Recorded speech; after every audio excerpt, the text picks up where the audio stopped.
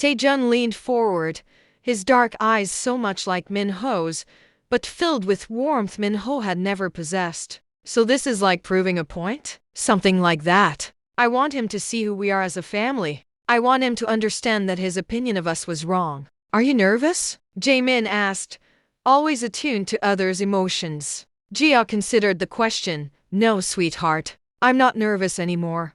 I'm ready. Then we'll be ready too, Taejun declared with characteristic confidence. We'll be the best dressed, most polite kids there. And we'll make you proud, Oma, Jaemin added, reaching for her hand. That afternoon, Jia closed her office early and picked up Yoo-jin for what she thought of as a reconnaissance mission. They drove to the Grand Shilla Hotel in Seoul, where Jia had arranged to meet with the event coordinator under the pretense of considering the venue for a high-profile client event. Yoon Sajing Nim, the event coordinator, Kim Seo-yeon, greeted them in the opulent lobby with genuine warmth. Jia had worked with Seo-yeon on several occasions, and their professional relationship had evolved into mutual respect. Thank you for considering the Shilla for your client. Let me show you our premier ballroom. It's actually being set up for a major wedding this weekend, so you can see it at its most formal. Perfect, Jia thought. The ballroom was breathtaking in its opulence, massive crystal chandeliers, silk draping in ivory and gold, round tables set with the finest china and crystal. White orchids and peonies in elaborate arrangements created stunning centerpieces, and a string quartet was rehearsing near the raised platform where the head table would be positioned. This is the Choi wedding, Seo-yeon explained proudly. 500 guests, unlimited budget, full black tie affair. Choi spared no expense, ice sculptures, premium champagne, and we even have the mayor's security detail coordinating with our team. Jia nodded appreciatively while mentally cataloging every detail. The head table's elevated position would give Min-ho and his bride a perfect view of the entire room and ensure that every guest would see whoever made an entrance. The curved staircase leading into the ballroom was designed for dramatic arrivals, guaranteeing that anyone descending those steps would capture everyone's attention. The cocktail reception will be in the Rose Garden, Seo-yeon continued, leading them outside to a beautifully landscaped terrace overlooking Seoul's skyline. Weather permitting, of course, though the forecast looks perfect. As they toured the facilities, Jia's strategy began to crystallize. She would arrive during the cocktail hour when guests would be mingling outdoors, giving her time to establish her presence among the crowd before the formal dinner. The entrance down that dramatic staircase would ensure maximum impact when she and the twins made their way to the ballroom. This is absolutely stunning, Yoo-jin murmured as they concluded the tour.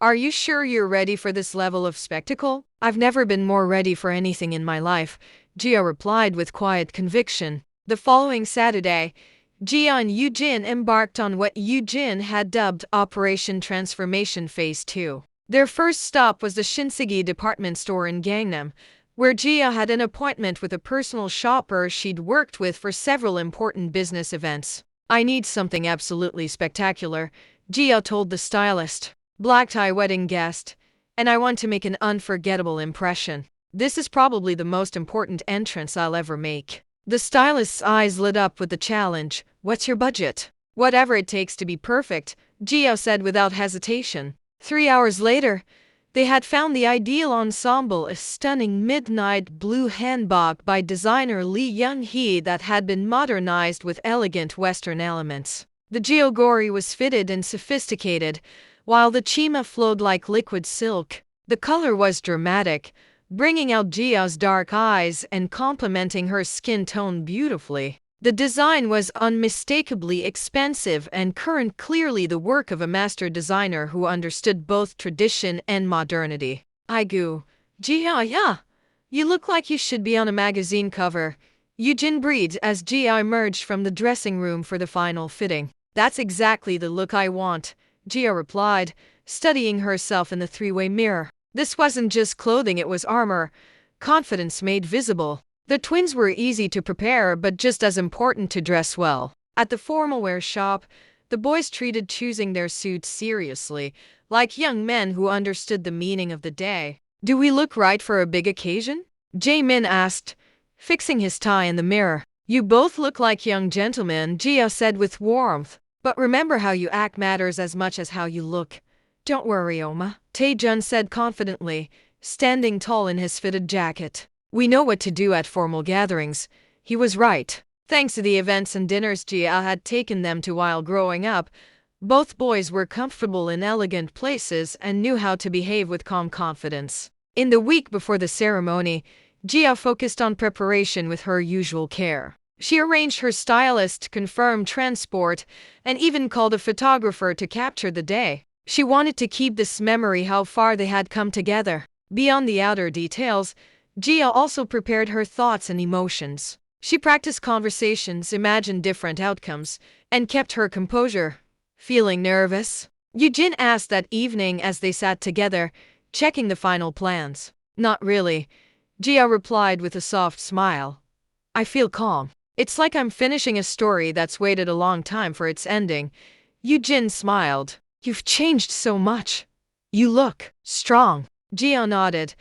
I finally learned something. It's not about being enough for someone else. It's about knowing you're already enough for yourself. You're a wonderful mother, Eugene said warmly. I'm lucky to have them, Gia said, glancing upstairs. They gave me direction and strength I never knew I had. As they finished preparing, Gia felt ready. Tomorrow wasn't about proving anything, it was about showing how far she had come. The next morning was bright and warm. Gia got ready with focus. Her stylist created a graceful hairstyle, and her makeup artist brought out her natural beauty. When it was time to dress, Eugene helped her into a deep blue traditional outfit, adjusting each part carefully. It fit perfectly, showing quiet strength and grace. Her jewelry came next, sparkling earrings and a simple pendant that marked her achievements and growth. Gia duel, Gia called softly upstairs. It's time.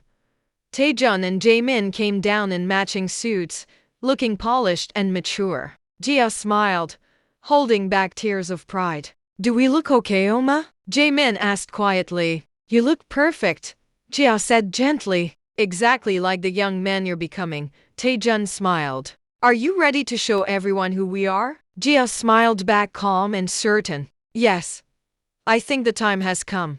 Gia looked at herself and her sons in the full-length mirror one final time. The woman looking back at her bore no resemblance to the broken, desperate person Min Ho had discarded 10 years ago. This woman was confident, successful, and surrounded by love. Yes, she said firmly.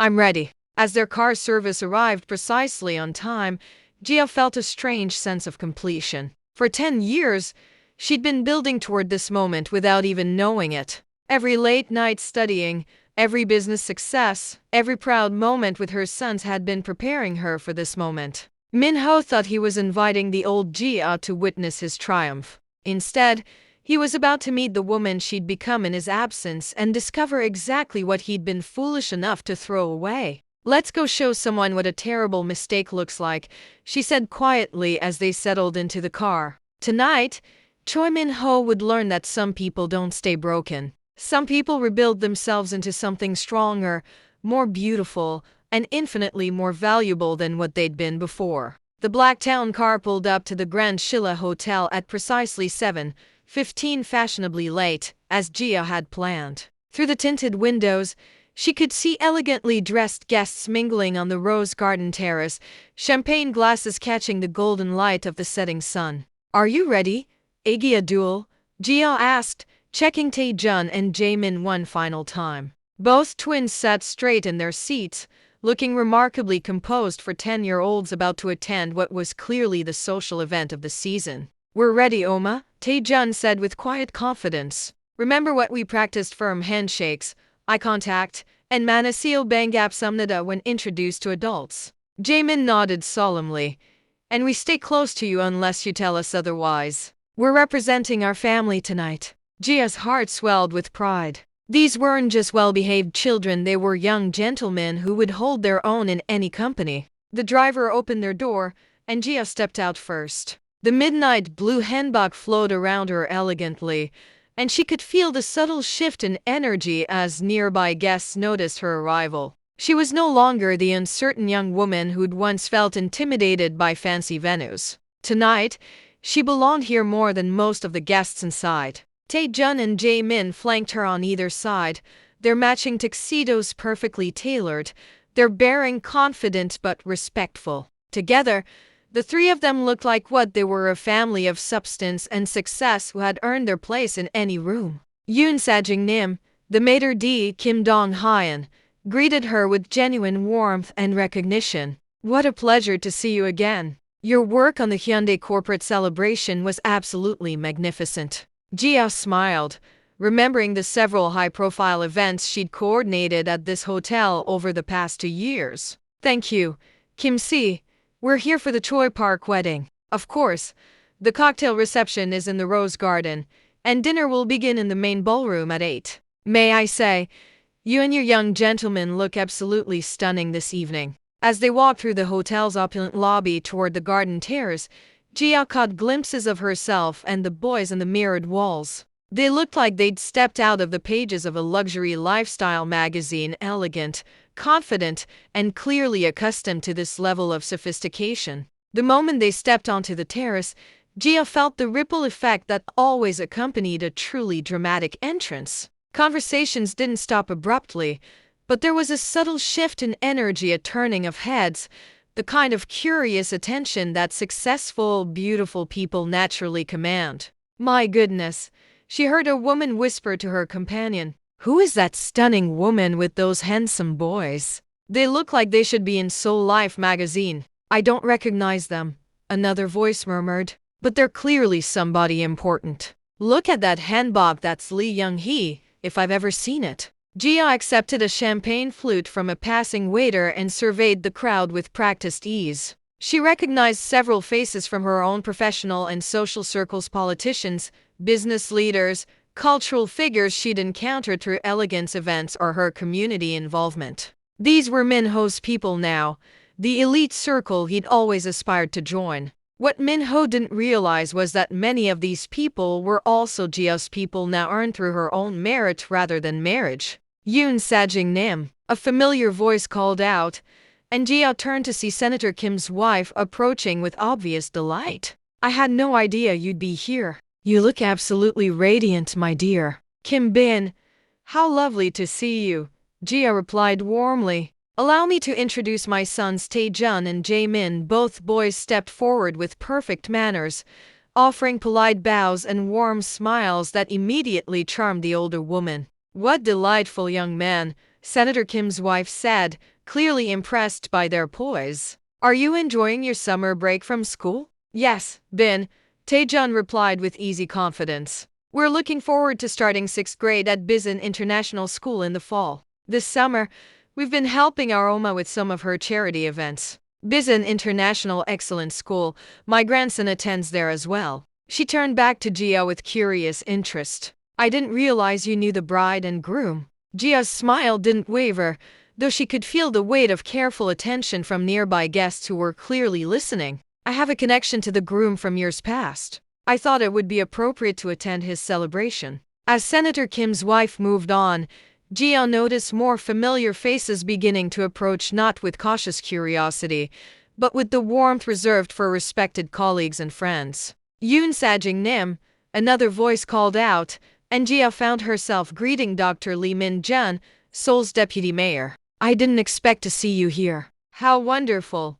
Lee Bin-jang-nim, what a pleasure. I was just telling my wife about the exceptional job you did coordinating our foundation's gala last month. The logistics alone were incredible, but the way you made everyone feel welcomed and valued, that's what made the evening truly special. More introductions followed in rapid succession. The president of the Korean Chamber of Commerce, whose annual dinner Jia had organized, Judge Park, whose daughter's wedding had been one of Elegance Events' signature successes, and 3 prominent CEOs whose corporate events she'd coordinated with flawless execution. Each interaction served to establish her presence and status among the wedding guests. To these people, she wasn't some seen, unknown party crasher. She was Yoon Jia, the successful entrepreneur they'd worked with professionally and come to respect personally. Oma, Jaemin whispered during a brief lull in the introductions. Everyone seems to know you and like you. I've worked hard to build relationships in this community, Gia replied softly. Tonight, that work is paying off in ways I never expected. From across the terrace, she caught sight of Min-ho for the first time in 10 years. He was holding court near the fountain, surrounded by a group of men in expensive suits, all laughing at something he'd said with the kind of appreciative attention that successful, charismatic men naturally attract. At 38, Min-ho was still undeniably handsome, his dark hair now showing distinguished touches of silver at the temples, his physique maintained by what were probably expensive personal trainers. He wore success like a perfectly tailored suit, and his confidence bordered on the kind of self-assurance that comes from never being seriously challenged. But as Gia watched him from across the crowded terrace, she felt absolutely nothing. No flutter of old attraction, no pang of regret or longing, no anger or bitterness. He was simply a stranger now, someone from her past who no longer had any power over her emotions or self-worth. Min-ho hadn't noticed her yet, but several people in his circle had begun glancing in her direction with obvious curiosity. The whispered conversations were spreading through the crowd like ripples on water as word traveled about the elegant woman and her remarkable sons. Min-ho appa, a high, breathless voice cut through the ambient conversation, and Gia saw Park Hae-won approaching Min-ho's group with dramatic flair. The bride-to-be was undeniably beautiful, tall, perfectly groomed in a way that only unlimited money and professional styling could achieve. Her pre-wedding cocktail dress was clearly designer, probably costing more than most people's monthly salary. But there was something brittle about her beauty, something that suggested it required constant maintenance and validation. Hae-won whispered something in Min-ho's ear, gesturing discreetly in Jia's direction.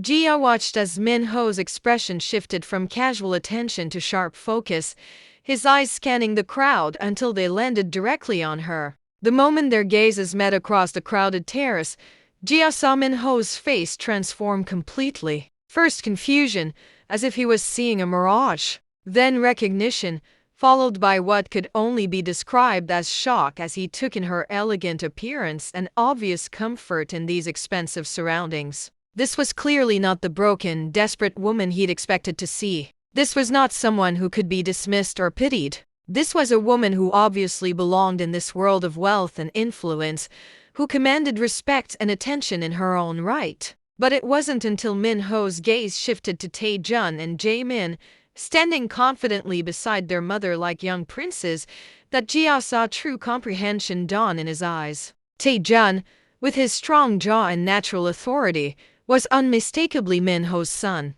The resemblance was so strong it was almost startling. The same bone structure, the same way of holding his shoulders, the same inherent confidence. Jae-min, gentler but equally poised, carried Min-ho's distinctive features softened by Jia's more delicate bone structure. There was no question, no possibility of doubt. These were Choi Min-ho's children, raised to be exceptional young men, despite, or perhaps because of, his complete absence from their lives. Gia watched Min-ho's face go visibly pale as the full implications hit him. These weren't just any children attending the wedding. These were the sons he'd rejected, the burden he'd refused to acknowledge. And they were clearly thriving, clearly loved, clearly being raised with advantages and opportunities he'd never imagined they'd have. Aigu, she heard someone near Min-ho mutter, and she realized that others in his group were beginning to notice the resemblance as well. Hae-won tugged on Min-ho's arm, saying something that looked increasingly panicked. But Min-ho seemed frozen in place, staring across the terrace at the family he'd abandoned. Gia decided it was time to take control of the situation. With Tae-jun and Jae-min beside her, she began walking slowly across the terrace toward Min-ho's group. Conversations parted before them like water, and she could feel every eye in the garden following their progress with fascination and growing understanding. Aegya duel, she said quietly as they approached. I want you to meet someone who's been very important in our story, even though he wasn't part of our lives. Tae-jun and Jae-min maintained their composure, but Gia could sense their heightened attention. They knew this moment was significant. Min-ho's group had gone completely silent, watching this elegant woman and her striking sons approach with obvious fascination and dawning comprehension. "안녕하세요, Minho si," Jiao said when they were close enough for normal conversation, her voice warm but controlled, carrying clearly in the sudden quiet that had fallen over their section of the terrace. "Thank you for the kind invitation to your wedding. It's been enlightening to see how well some people's lives have turned out." Minho opened his mouth, but no sound emerged. Up close, the resemblance between him and the boys was even more pronounced and undeniable. Taejun had Minho's exact jawline and the same distinctive way of tilting his head when listening.